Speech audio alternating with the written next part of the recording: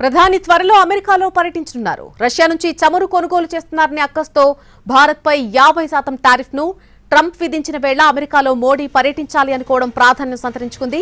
Bharat America మధ్య నెలకొన్న వాణిజ్య సమస్యల పరిష్కారానికి ట్రంప్తో మోడీ సమావేశమయ్యే అవకాశం ఉన్నట్టుగా అధికార వర్గాలు వెల్లడించాయి.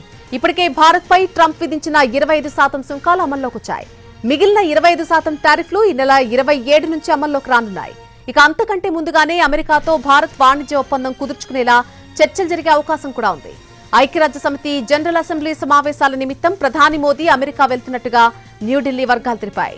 అమెరికా పర్యటనలో ఉక్రెయిన్ అధ్యక్షుడు జెలెన్స్కీతో సహా పలువురు విదేశీ నేతలతో మోడీ ద్వైపాక్షిక చర్చలు జరపాలని నిర్ణయించినట్టుగా తెలుస్తోంది. ఇక జెలెన్స్కీ మోదీ ఇటీవలే ఫోన్లో కూడా మాట్లాడుకున్నారు. పుతిన్ మోడీ కూడా ఫోన్లో మాట్లాడారు. న్యూయార్క్ వేదికగా ఐక్యరాజ్య సమితి జనరల్ అసెంబ్లీ సమావేశం వచ్చే నెలలో జరగనుంది.